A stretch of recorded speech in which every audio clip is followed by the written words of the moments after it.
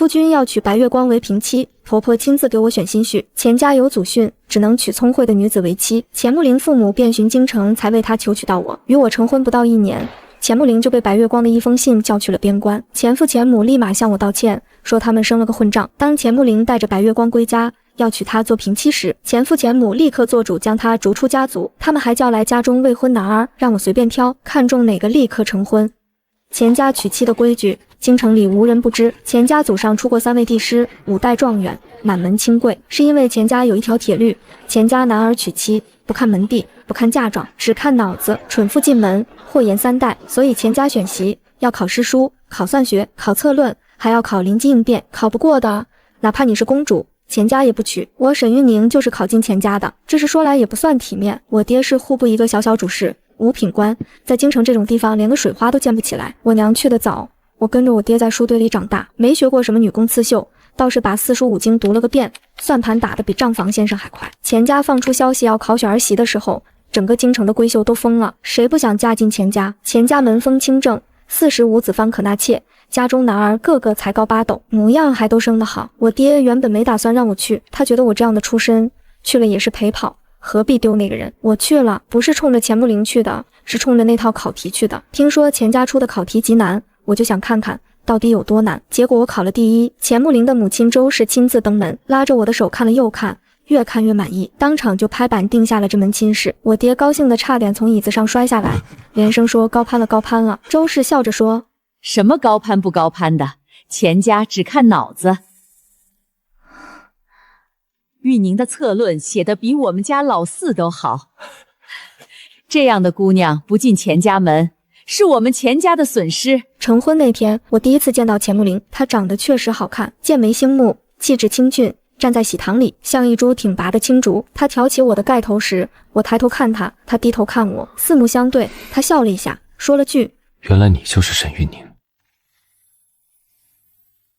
语气里带着几分审视，也有几分意外。我以为他是满意的。新婚那几个月，他待我不错，不算热情，但也谈不上冷淡。他书房里的书随便我翻，他写的文章也会拿给我看，让我帮着改。我改过几次，他看了之后沉默了很久，然后说，你确实聪明。我当时没听出这话里的意味，后来我才明白，他说你确实聪明的时候，语气里不是欣赏，而是一种说不清道不明的失落。成婚第7个月，边关来了一封信。那天钱穆陵在书房里拆了信，待了整整1个下午。晚饭时他出来，面色如常。边关上有些公务的事，需要我去处理。要不要收拾行李？不用太多，我一个人去就行，轻装简从，来回也快。他走的那天早上，京城落了雪，我站在门口送他，他翻身上马，回头看了我一眼，那一眼里有很多东西，但我当时没读懂。他走了之后，我才知道那封信是谁写的。赵静婉这个名字在钱家是个忌讳，我嫁进来之前没人跟我提过，嫁进来之后也没人提，但下人们私下里会嚼舌根，我还是零零碎碎听了个大概。赵静婉是钱穆陵的青梅竹马，两人从小一起长大。钱穆陵年少时曾放话说非他不娶，可钱家考选儿媳的时候，赵静婉没考过，不是考得不好，而是根本没去考。他觉得钱家这套规矩是在折辱人，他一个侯府嫡女，凭什么要像赶考一样去应试？钱家规矩就是规矩，谁也不能破。赵静婉不考，钱家就不娶。钱穆陵闹过，跪过祠堂，绝过食，都没用。钱老爷子只问了他一句话，你是要钱家的门风，还是要一个赵静婉？钱穆陵最后选了钱家。至少所有人都以为他选了钱家。他这一走就是2个月，2个月里，周氏每天来看我一次，陪我说话，给我带点心，像是怕我想不开。我倒是没什么想不开的，该吃吃该喝喝。钱家的藏书楼我早就想进去翻一翻了，以前钱穆陵在的时候总说改日带我去，现在他不在，我正好自己拿钥匙就进去了。周氏见我在藏书楼里一待就是一整天，出来的时候灰头土脸的，又好气又好笑的说，你这孩子心怎么这么大？娘，我不是心大，我是觉得为一个心里没有我的男人伤神，不值当。周氏沉默了一会儿，然后握住我的手说，你说的对，是我们钱家对不起你。您没有对不起我，是钱穆伦对不起您。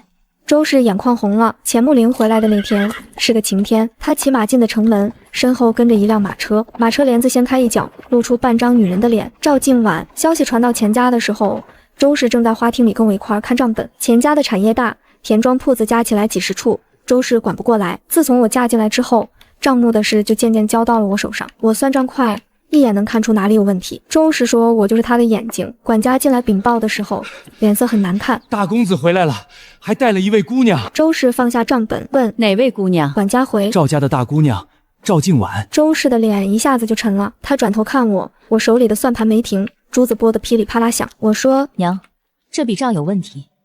城南的庄子今年的收成比去年少了1成，但账面上写的却是少了3成，中间差的这2成去哪儿了？周氏愣愣地看着我，我又说得查。周氏忽然笑了，他拍了拍我的手背，好孩子，账你继续查，外面的事我来处理。钱穆陵带着赵静婉进门的时候，身边围了不少人。钱家的规矩大，正门不是谁都能走的。赵静婉的马车停在了侧门，钱穆陵却拉着他的手要往正门走。周氏站在正门口，一个人，他穿着一身藏蓝色的被子，头发梳得一丝不苟，脸上的表情淡淡的。钱穆陵看见他，脚步顿了一下，叫了声娘。周氏没应他，他的目光越过钱穆陵，落在赵静婉身上。赵静婉穿着一身月白色的衣裙，头上簪着一只白玉兰花簪，模样确实好，眉眼间有一股书卷气，又带着几分清冷。他微微屈膝行了个礼，叫了声伯母。周氏还是没说话。钱穆陵上前一步跪下，娘，今晚他从边关一路跟我回来，身子不大好，我先安顿他住下，有什么事儿回头再说。周氏终于开口了。安顿？安顿在哪儿？钱穆陵说自然是住在府里。周氏问以什么身份住？钱穆陵沉默了一瞬，还是说了娘，我要娶静婉。院子里安静的连风都停了。周氏没有发怒，他只是很平静地问了一句，你要娶她，那运宁怎么办？钱穆陵赶忙说，玉宁仍是正妻，今晚做平妻。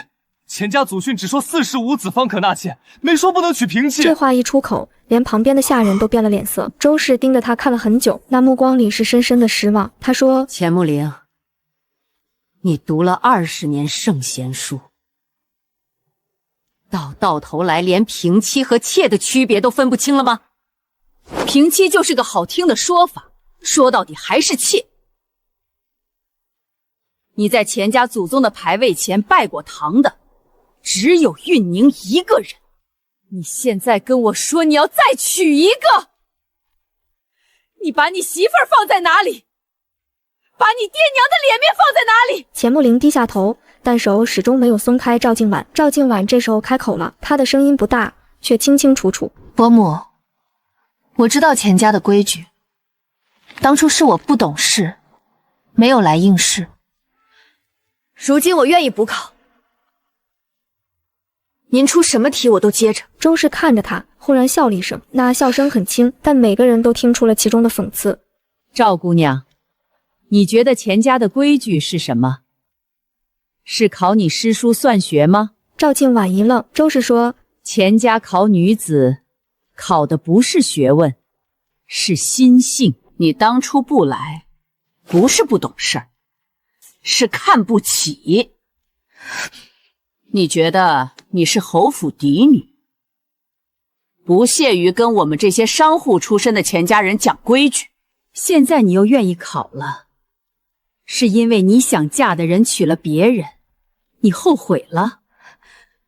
可你想过没有，你这一后悔，要毁掉的是别人的姻缘。赵静婉的脸白了一瞬，钱穆陵猛地抬头，娘，您别这么说静婉，当初是我对不起她，如今我想补偿她，有什么错？身后传来一个苍老的声音，没错，你没错。钱老爷子拄着拐杖从隐蔽后面走出来，身后跟着钱穆陵的父亲钱仲衍。老爷子的脸色铁青，拐杖敲在青石地面上，一声一声，像敲在人心上。钱穆陵看见祖父，终于变了脸色，他叫了一声祖父，声音都虚了。钱老爷子没看他，先看了赵静婉一眼，又看了周氏一眼，最后目光落在我身上。我从花厅里走出来，手里还拿着那本账册。钱老爷子问我，运宁，你怎么说？我把账册合上，看了看钱穆陵，又看了看赵静婉，然后我说了一句毫不相关的话，祖父，城南庄子的账查出问题了，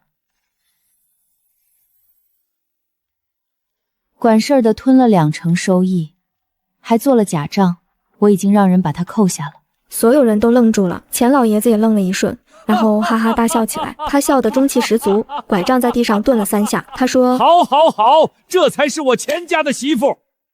丈夫在外面带了女人回来，她不哭不闹，甚至还在查庄子上的假账。他转头看向钱穆陵，笑容一下子收了。你听听，你媳妇儿在做什么？你在做什么？钱穆陵的脸色青白交加，钱老爷子用拐杖指着赵静婉：侯府的姑娘，我钱家高攀不起。至于你，拐杖转向钱穆陵，去祠堂，把钱家的祖训抄100遍。抄完了，我有话跟你说。钱穆陵咬着牙应了声是。我以为这是还有的磨，毕竟钱穆陵是钱家长孙，从小被寄予厚望，老爷子再怎么生气，也不至于真的把他怎么样。赵静婉又是侯府嫡女，就算钱家不认，她往府里一住，日子久了，总能磨出个结果来。我甚至已经做好了打算，如果钱家最终还是让赵静婉进门，我就和离。以我的本事，不靠钱家也能活得很好。周氏教过我管账，我把钱家一半的产业都摸透了，出去给人做账房都饿不死。但事情的发展完全出乎我的意料。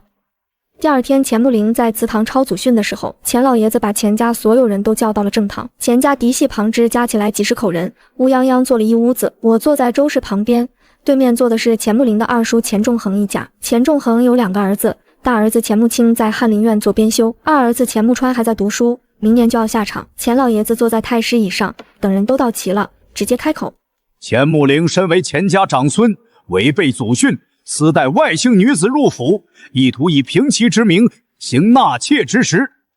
今日当着钱家上下，我做主，将钱穆陵逐出钱家族谱。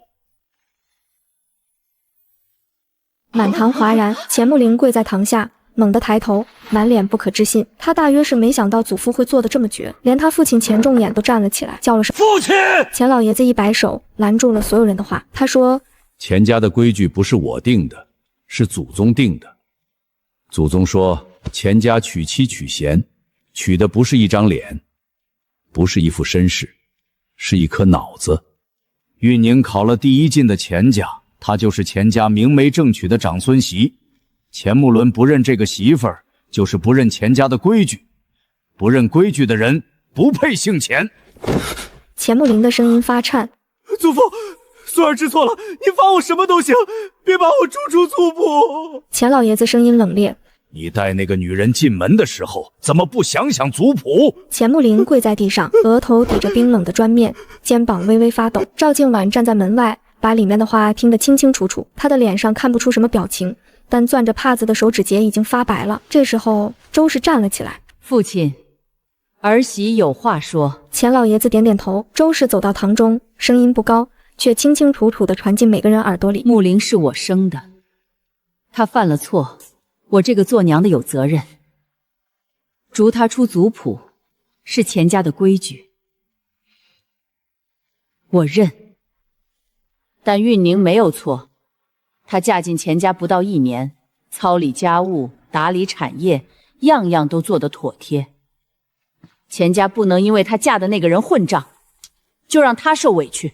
他转过身，看向坐在两侧的钱家男儿们。钱家还有未成婚的男儿，有一个算一个，都站出来。堂中安静了一瞬，然后陆续有人站了起来。钱穆清站起来了，钱穆川也站起来了，还有旁支的几个年轻子弟，一共7、8个人站在堂前，齐齐整整。周氏看向我：玉宁，你挑一个，看中哪个，今天就把婚事定了。钱家的长孙可以换，但长孙媳只能你来做。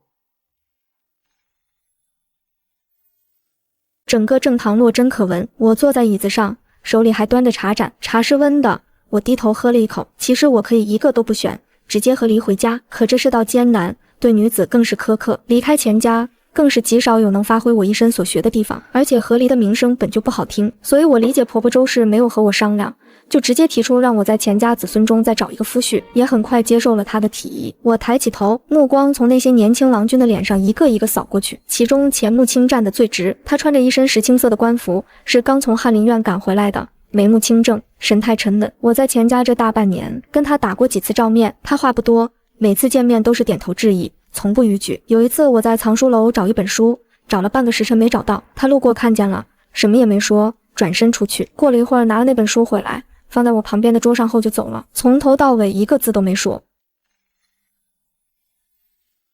钱穆川年纪小些，性子也活泼，站在他哥旁边，眼睛亮晶晶地看着我，像是在等场好戏。旁支的那几个年轻郎君表情各异，有紧张的，有期待的，也有摸不着头脑的。我把茶盏放下，站了起来。钱穆林跪在堂下，抬起头看我，他的眼睛里有很多东西，愧疚、不甘，还有一种说不清道不明的祈求。他大约是觉得我对他还有感情，不会真的当着他的面选别人。他错了，我对他确实有过感情，但那点感情在他带着赵静婉走进钱家大门的那一刻就已经烟消云散了。我走到钱穆青面前站定，他比我高了一个头，微微低头看我，神情平静，好像早就知道我会走到他面前一样。我说：二弟，我想问你个问题。他说：你问。钱家祖训说娶妻娶贤，要考诗书算学策论，我考了第一。如果你来考，你能考第几？钱穆青没有立刻回答，他想了想，回答：我考不过你。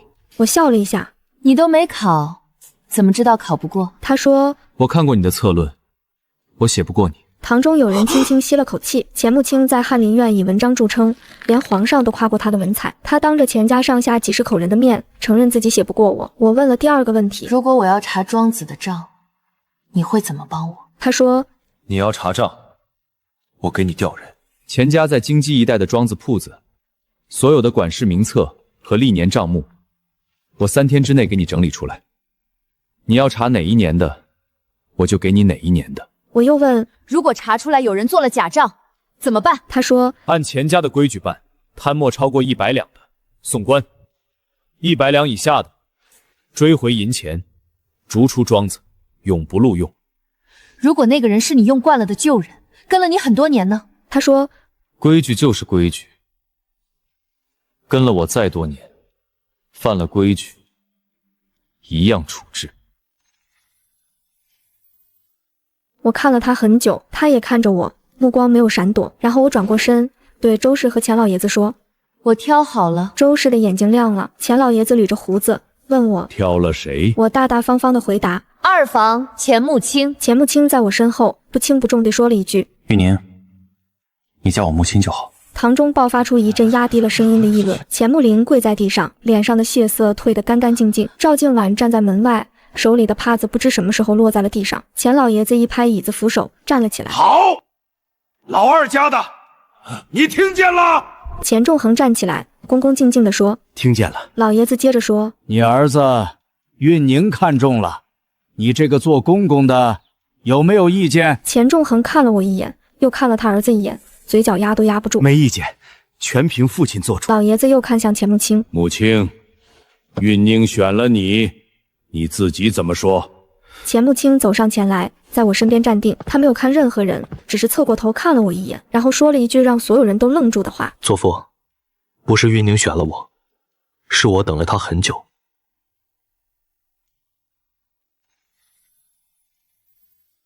堂中再次安静下来，连我都愣住了。钱穆青说：当初考选儿媳的时候，出题的人是我，祖父让我拟的考题，一共7道。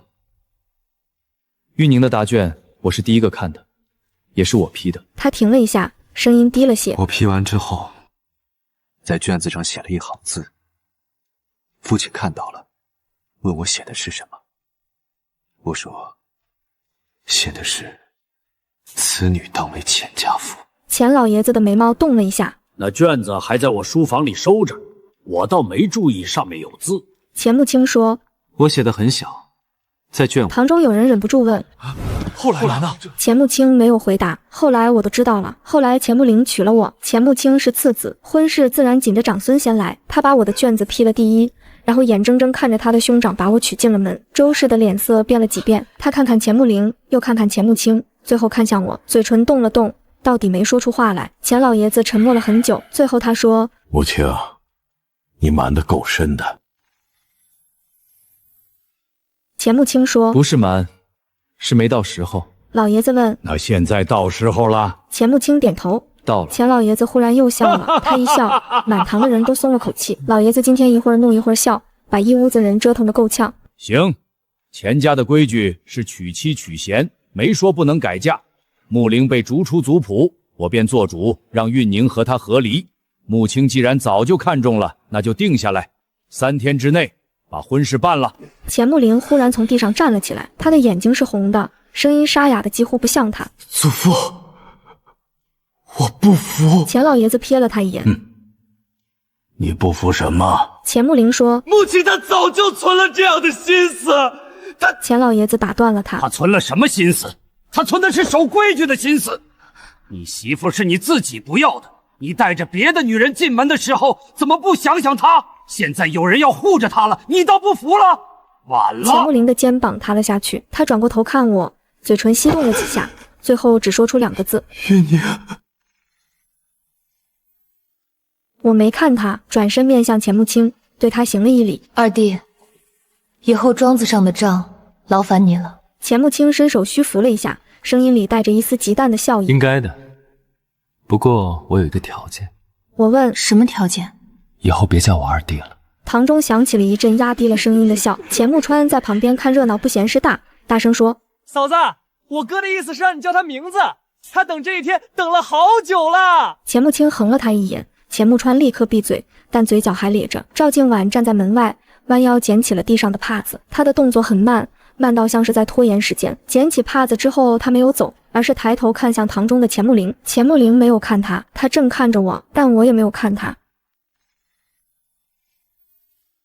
婚事定在3天后，时间紧得很。周氏和钱穆青的母亲李氏一块操办，2个当家主母忙得脚不沾地，倒把改嫁这件事本身的那点尴尬冲淡了。钱家上下几十口人，没有一个说闲话的，不是不敢说，是真心觉得这是办得痛快。钱穆林带着外女进门的事早就传遍了，钱家的脸面被他丢了一半，老爷子用这种方式把脸面捡回来，比什么辩解都有利。至于赵静婉，他当天就走了，钱穆林没有跟他一起走。他被逐出族谱之后，钱老爷子给了他3天时间收拾东西搬出钱家。他一个人住在原先的院子里，下人们照常伺候，但看他的眼神都不一样了。他从长孙变成了外人，这个落差比什么责罚都重。我搬到了钱家西边的跨院暂住。周氏本来想让我住回原来的院子，我说不必了，那里到处都是钱穆林的东西，我不想看见。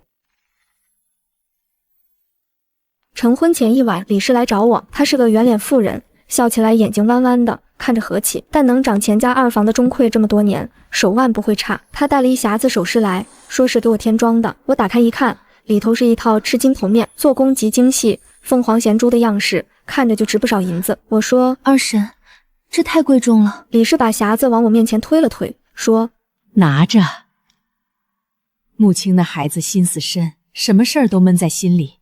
我这个做娘的，以前总担心他娶不上媳妇儿。现在好了，他愿意开口了，娶的还是你，我不知道多高兴。他说话直，倒把我噎了一下。李氏又凑近了些。玉宁，我跟你说个事儿。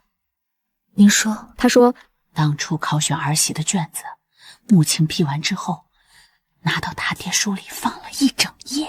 第2天早上我去收拾，看见桌上摊着你的卷子，旁边还放了一张纸，上面写了好几个名字。什么名字？我有些好奇。李氏捂着嘴笑了出来。沈运宁，钱沈氏，钱穆青之妻沈运宁。她翻来覆去的写了大半张纸。我端着茶盏的手顿了一下。李氏拍拍我的手背。所以你看，她不是临时起意，她是真的等了你很久。钱穆林娶你的时候，穆青一个人在书房里坐了一整夜，第2天出来的时候眼睛都是红的，跟他爹说是熬夜看书看的。他爹信了，可我不信，我是他娘，他那点心思我还看不出来。他把匣子往我手里一塞，站了起来。对了，以后该喊娘了。李氏走后，我坐在灯下，看着那套赤金头面，忽然想起很多小事，想起每次在钱家遇到钱穆青，他都会微微侧身让路，从不跟我并肩走。想起有一回我在花园里看书看得入迷，忘了时辰，抬起头的时候发现廊下多了一盏灯，不知道是谁放的。想起我在藏书楼找书的时候，总有几本我想看的书恰好放在我能够得着的位置，书脊朝外，书名清清楚楚。这些事当时都没在意，现在回过头看，每一件都像是他。成婚那天是个好天气，因为是改嫁，仪式从简，但钱老爷子发了话，该有的礼数一样不能少。钱穆青穿着大红喜服站在喜堂里，身姿挺拔如松。她本就生得好，只是平时总是一副不苟言笑的模样，今天嘴角却一直微微扬着，压都压不下去。钱穆川在旁边起哄：“哥，你倒是收着点儿，笑得跟捡了宝贝似的。”钱穆青难得没有训他。喜堂里的人比上次成婚时还多，上次是长孙娶妻，这次是逐了长孙之后嫁长孙媳。虽然都还在钱家，但钱家旁支的人知道后都来了，都想看看这出戏怎么收场。钱穆林没有出现，他今天一早就搬出了钱家，去了城东的一处宅子，那是他自己的私产，不大，但也够住了。周氏到底还是心疼儿子，派了2个老仆跟过去照应。拜堂的时候，我听见钱穆青的声音从红盖头外面传进来，比平时低了些，带着一点不易察觉的紧张。他说：“玉宁，这次是我。”我隔着盖头弯了弯嘴角，拜完天地，拜高堂。钱老爷子和钱仲恒夫妇坐在上首，3人脸上的笑意一个比一个深。钱穆川在人群里喊了一声：“嫂子！”喊得又响又亮，满堂大笑。送进洞房之后，钱穆青在外面应酬宾客，我一个人坐在新房里，揭了盖头，打量四周。这间屋子比原先住的那间大了不少，陈设却简洁，书架占了整整一面墙，上面摆满了书。我走过去看了看，发现最上面一层放的都是策论和算学，中间一层是史书，下面一层是话本和杂记。书架的角落里压着一张叠得方方正正的纸，我抽出来打开，是一张旧纸，边角已经微微泛黄了，上面写的不是字，而是一个一个的名字，反反复复的写，有的端正，有的潦草，写了大半张纸。沈运宁，钱穆青之妻沈运宁。我看了很久，然后把那张纸重新叠好，放回了原处。门被推开的时候，夜已经深了。钱穆青走进来，身上带着淡淡的酒气，但脚步很稳，眼神也清明。他看见我坐在床边，停了一下，然后走过来，在我旁边坐下。我们之间隔了大约1尺的距离。那张纸，你看到了？我点头，看到了。他沉默了一瞬。那天晚上我确实写了很多遍你的名字，写完觉得不妥，想烧掉，又舍不得。我看向他，舍不得的东西留着就是了。他转过头看我，目光在烛火下显得格外深。玉宁，我跟你说一件事。你说。当初祖父让我拟考题的时候，我出了7道，其中有一道策论题，问的是如何治家。你答的内容我到现在还记得。他顿了一下，一字一字地背出来。家者，非一人之家也。治家之道，在立规矩，在明赏罚，在用人所长。规矩立，则上下有序；赏罚明，则人心有度；用人所长，则事半而功倍。然规矩之外尚有人情，赏罚之上尚有仁义。治家如治国，法立情理之中。他背完之后看着我。我看到这段话的时候就知道，这个女子，我要定。我没说话，烛火跳了一下。可是我是次子，长孙的婚事在前，轮不到我开口。后来大哥娶了你，我想，只要你过得好，我远远看着也行。我问他，那现在呢？他伸出手，把我的手握在掌心里。现在大哥不懂你的好，不珍惜你。可我懂，我来珍惜你。他的手掌干燥温热，指尖微微用力。他继续说：“玉宁，从今往后，庄子的账我帮你查，书我帮你找，灯我帮你点。你不用回头，不用将就，不用委曲求全，你只管往前走，做你想做的事，我在旁边跟着。”我看着他，看了很久，然后说：“钱穆青，我也想写一个名字。”他愣了一下。什么名字？我把他的手翻过来，在他掌心里一笔一画写了一个青字，钱穆青的青。他低头看着自己的掌心，忽然笑了，那笑容不大，却像是藏了一整个春天的光。钱穆林搬出钱家之后的第3天，赵静婉又来了。这次她没有走侧门，而是大大方方地递了拜帖，以侯府嫡女的身份登门拜访。周氏接到拜帖的时候，我正在他屋里对账，他把拜帖往桌上一丢。他还好意思来？我抬起头，让他进来吧。他既然敢来，想必是有话要说。赵静婉被请进了花厅，她今天穿了一身藕荷色的衣裙，打扮得比上次素净，脸上的神情也不像之前那般清冷疏离，多了几分说不清的东西。她坐下之后，开门见山：“玉宁姑娘，我来是想跟你谈一件事。”我点头，请说。她想了想便说：“穆林如今被逐出钱家，一个人住在城东，日子过得很不好，他心里还是有你的，你能不能……我打断了他。赵姑娘，你以什么身份来跟我说这些话？赵静婉的脸色微微一变。你若是以钱穆林未过门的妻子身份来，那你应该去找钱家的长辈谈，不是找我。你若是以侯府嫡女的身份来，那钱家的事跟侯府没有关系。你若是以他的好朋友身份来，那我劝你一句，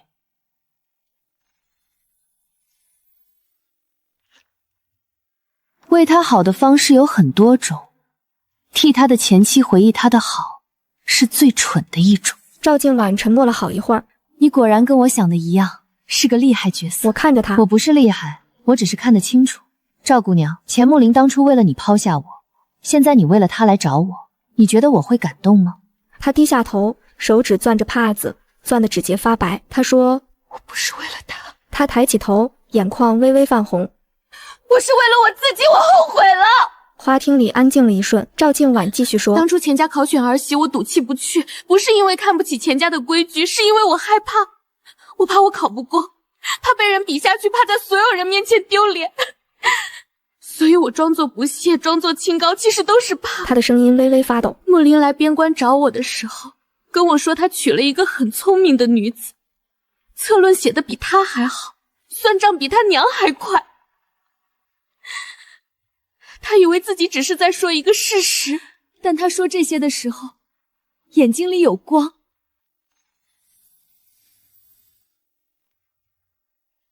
我知道。他其实已经把你放在心上了。我静静听着，他来找我不是因为还爱着我，是因为他不甘心，不甘心自己娶了一个被家族选中的妻子，不甘心自己的心意在不经意间被另一个人占据了。他来边关，是想证明自己还是从前的钱穆林，还是那个为了赵静婉可以不顾一切的钱穆林？他苦笑了一下，可是不是了，他在边关待了2个月。跟我说的话里有一半都跟你有关。我把茶盏端起来喝了一口。赵静婉有些激动，所以我跟他回来了，我想看看你到底是个什么样的人。他看着我，目光里有一种复杂的情绪。现在我看到了，你确实比他说的还要好。我今天来不是来求你把穆林让给我，我是来告诉你，他后悔了。他后悔的程度比你想的还要深得多。我把茶盏放下。赵姑娘，你说完了吗？她微微一怔。你说的很动听，也很真诚。但是有一件事你搞错了。她不由得问：什么事？我看着她，钱穆林后悔还是不后悔，跟我已经没有关系了。我已经改嫁了。我现在的夫君叫钱穆清，是翰林院的编修。钱家新的长孙，他对我很好，我也对他很好。赵静婉的脸色彻底白了。我站起来。赵姑娘，你说你后悔了，后悔当初没有去考试，后悔赌气，后悔让穆林来边关找你。但你的后悔跟我的选择之间没有任何关系。我不是你后悔的终点，也不是别人后悔的补偿。我是沈玉宁。我做的每一个选择都是为了我自己，不是为了惩罚谁，也不是为了成全谁。我转身离开花厅，走了几步又停下来，但没有回头。赵姑娘，你们之间的事从头到尾都跟我无关，以后别再来找我了。我走出花厅的时候，在回廊上碰见了钱穆清，他不知道什么时候来的，靠在廊柱上，手里拿着一卷书，看见我出来，把书合上了。你都听见了？听见了一部分。哪部分？从你说我现在的夫君叫钱穆清开始。我忍不住笑了一下。钱穆清走过来，低头看我。你刚才说的那些话，有一句我要纠正你。我问哪句？他看着我。你说你做的每一个选择都是为了你自己，从今天开始，你做的每一个选择，我都帮你兜底。廊下的风吹过来，带着初春的凉意。他把手里的书递给我，是一本新出的策论集子，扉页上写着赠玉宁。我有些惊喜。你什么时候买的？他笑着说：今天早上下朝之后，绕到书铺去买的，想着你可能会喜欢。我把书接过来，翻了翻，书页崭新，还带着墨香。突然想逗他：钱穆清，你追姑娘的方式就是送策论集子？他想了想，认真的说：我还会查账。我笑得差点把书掉在地上，忍不住戳着他的额头。真是傻瓜。他被我戳着，反而笑得更傻。钱穆陵在城东住了半个月之后，做了一件事，他去了侯府，正式向赵静婉提亲。赵静婉应了。消息传到钱家的时候，周氏正在喝茶。听完之后，茶盏停在半空中，停了很久才放下来。也好，他自己选的路，自己走。钱老爷子没说什么，只是哼了一声。倒是我和钱穆青的婚事传出去之后，京城里闹出了不小的动静。钱家长孙被逐出族谱，长孙媳改嫁给二公子，这种事放在哪个世家都是天大的笑话。偏偏钱家做的理直气壮，倒让那些想看笑话的人不知从何笑起。御史台有人弹劾钱穆青，说他娶凶妻有违伦常。折子递上去的当天，钱穆青在朝堂上当着一众大臣的面说了一句话：臣取审事，依的是钱家的规矩，钱家的规矩是祖宗定的，臣不敢违。至于伦常，沈氏与钱穆陵的婚姻已在钱穆陵被逐出族谱之日解除。臣娶的是无夫之女，何来为伦常之说？御史背对得哑口无言。散朝之后，皇帝把钱穆青留了下来。皇帝问他：你那个媳妇儿真的策论写得比你好？回陛下，臣的策论却不如他。